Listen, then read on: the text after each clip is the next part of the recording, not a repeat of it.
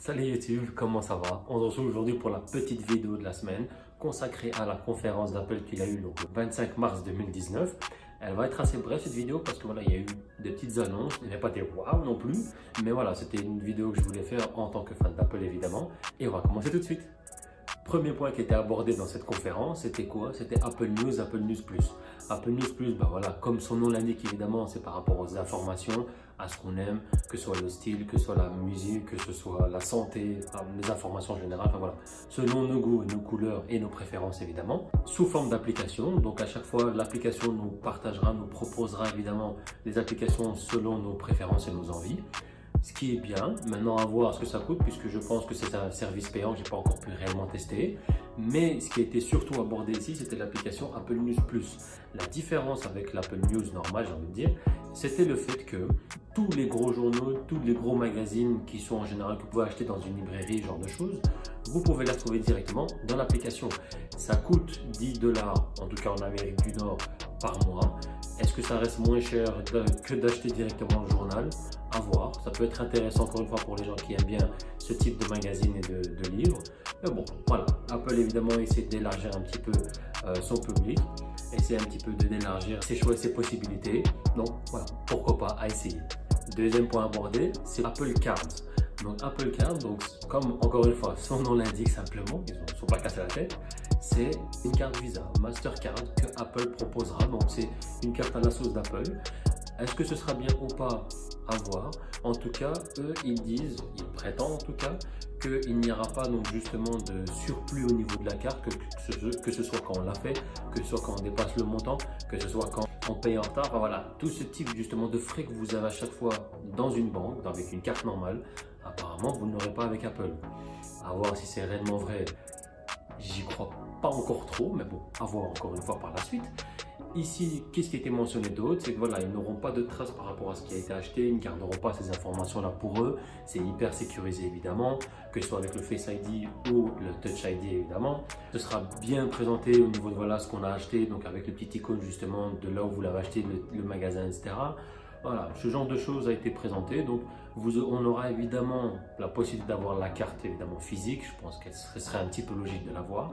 Mais c'est ce qui a été présenté. Mis à part ça aussi, ce qui a été dit, c'était que lors d'un achat, donc par exemple, imaginons, je vais dans un supermarché, j'ai eu pour 100 € ou 100 $ d'achat, il y aura directement 2 à 3% qui seront directement mis sur notre carte Visa. Donc c'est un bonus qu'on aura apparemment, donc ils appellent ça un cashback. À voir si ça fonctionne réellement déjà, premier point. Et deuxième point, ce qui est intéressant aussi, c'est que justement, on pourra le garder que ce soit pour rembourser notre carte, que ce soit pour faire un achat X ou Y.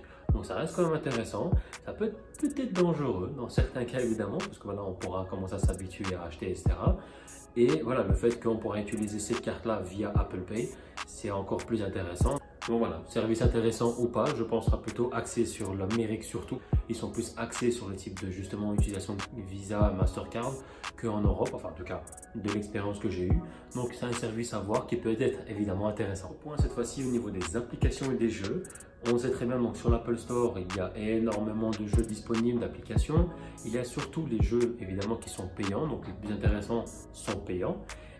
Ce que propose Apple, c'est simplement d'avoir un système où on peut tester d'abord le jeu avant de faire l'achat, avant d'effectuer l'achat, et qui sera disponible évidemment à un plus large public, surtout au niveau des développeurs. Donc, à voir le type de jeu qui sera disponible dessus.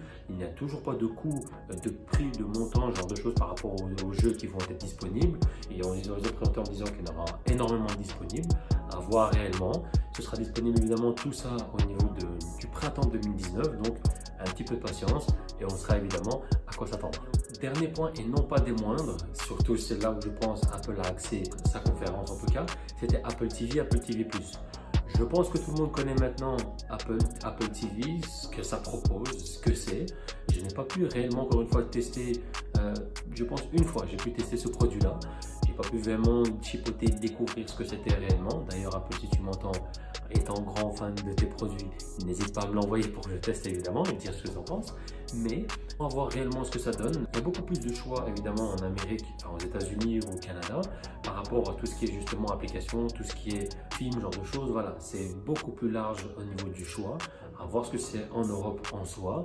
Et ce qu'ils ont présenté, c'est l'Apple TV+. Là, ici, le but de ce système, de ce service-là, je sais que c'est un service, évidemment, comme c'est annoncé auparavant. Un service qui va être fourni par Apple au niveau de séries, de films, vraiment produits par eux. C'est un Netflix 2 si vous voulez, mais à la sauce Apple encore une fois. Voilà, ils ont ramené quand même énormément de monde, en tout cas dans la présentation, qui sont connus aux États-Unis, que ce soit Oprah Winfrey, que ce soit Jennifer Aniston, que ce soit J.J. Abrams, donc le producteur de films, Steven Spielberg. Voilà, ils ont quand même ramené quelques têtes en soi dans cette présentation-là. Donc, à voir ce que ça va donner au niveau des choix de films, de séries et autres, la qualité en soi aussi. Mais vu la présentation, vu l'argent qu'ils ont dû mettre dedans, ça a l'air d'être quand même intéressant. Donc, à voir encore une fois dès que ça sort, et j'espère en tout cas que ce sera vraiment disponible en Europe aussi pour pouvoir justement tester et un petit peu voir ce que ça donne. Mais donc voilà, ici en gros ce qui a été présenté chez Apple aujourd'hui donc dans sa conférence. Intéressant, ça dépend de certains points. Moi j'étais plus intéressé par l'Apple Card, donc la carte Visa et peut-être Apple TV, mais encore une fois, comme j'ai expliqué, à voir réellement ce que ça donnera en Europe et l'utilisation, les choix des applications, des séries, des films et autres. Mais voilà, la conférence qui a duré quand même 1h30, mais qui n'a pas été waouh au niveau des informations ou des nouveautés. Je reste quand même un petit peu sur ma faim. Et donc c'est ici que j'achève ma vidéo, merci de l'avoir regardé encore une fois.